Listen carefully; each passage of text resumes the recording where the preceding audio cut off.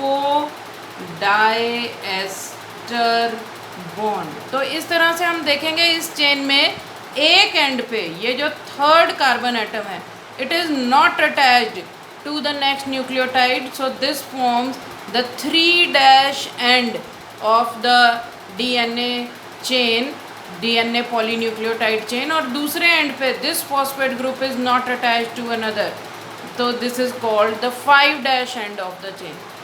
तो ऐसी हमारे पास कितनी चेन्स हैं? 2 चेन्स हैं which are running in anti parallel direction. तो एंटी पैरेलल डायरेक्शन के लिए शो करने के लिए हमने ये पेंटागन शुगर मॉलिक्यूल की जो पोजीशन है इसको हमने कैसे इन्वर्टेड फॉर्म में ड्रॉ किया।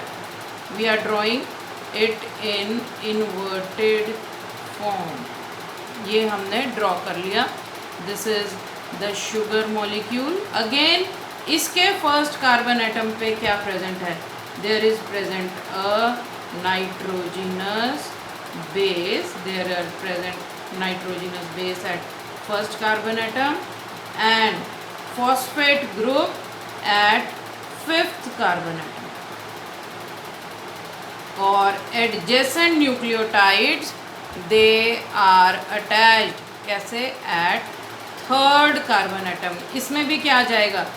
एक एंड पे यहाँ पे जो है ये 3' and is free which is not attached with next nucleotide, और यहाँ पे क्या है?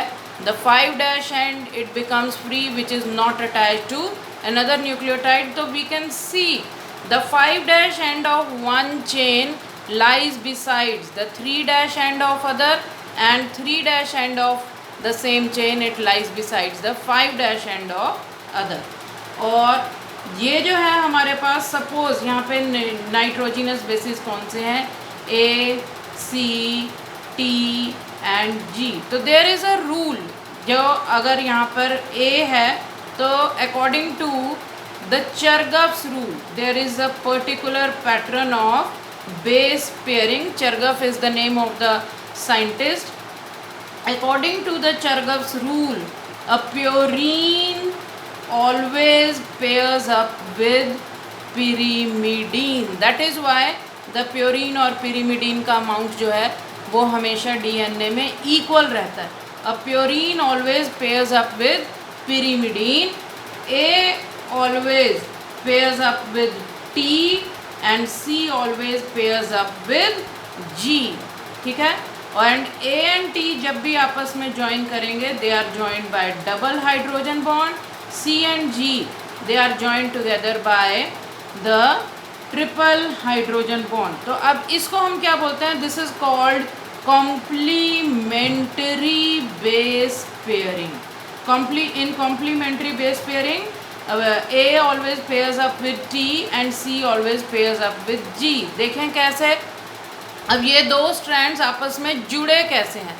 A always pairs up with T, C always pairs up with G, T will always pair up with A, G will always pair up with C।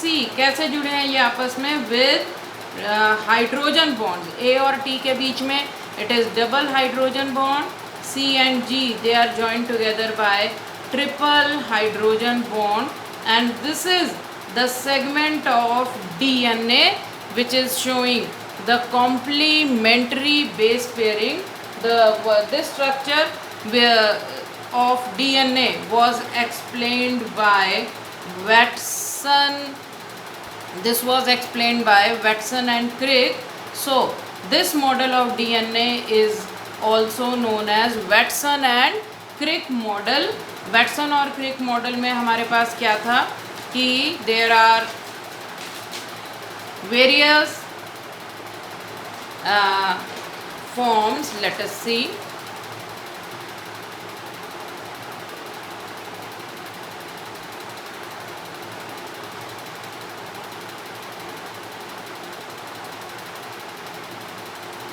One complete helix of DNA. One complete helix एक यहाँ से लेके कहाँ तक?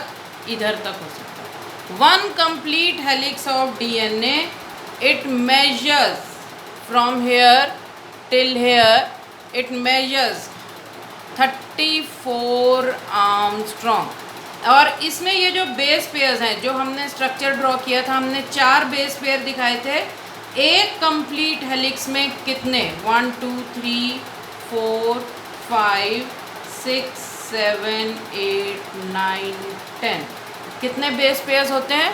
10 base pairs हैं which are equally spaced, so the distance between them is 3.4 angstrom. Equal distance पे ये base pairs placed हैं and the diameter, the distance between 2 chains, it is 11 angstrom. ठीक है। और depending upon the types of DNA, ऐसे कहते हैं there are 5 types of DNA, A, B, C, D and Z। तो जो हमने स्ट्रक्चर दिखाया जिसमें कितने बेस पेयर्स हैं, एक हेलिक्स में देयर आर 10 बेस पेयर्स, तो हमने DNA B वाला स्ट्रक्चर किया है।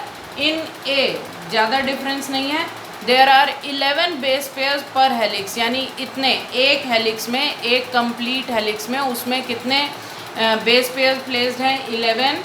इन C it is 9, in D it is 8 and Z 12. So we have done this one, that is the most common DNA with 10 base pairs per helix. And there are 2 basic properties of DNA, and the properties are, that is denaturation and renaturation.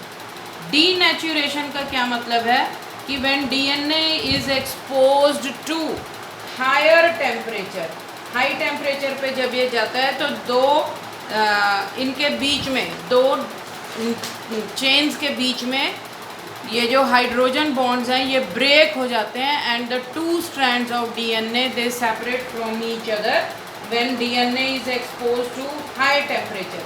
This process is called denaturation.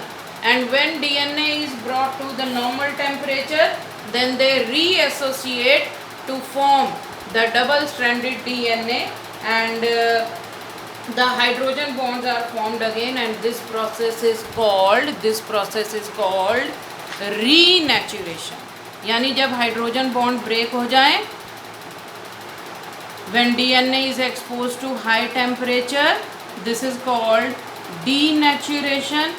और जब वो दोबारा से बन जाए बीच में, then this is called renaturation. When the DNA is brought to the normal temperature, the hydrogen bonds are formed between the 2 strands, and this is called renaturation. This is all about DNA.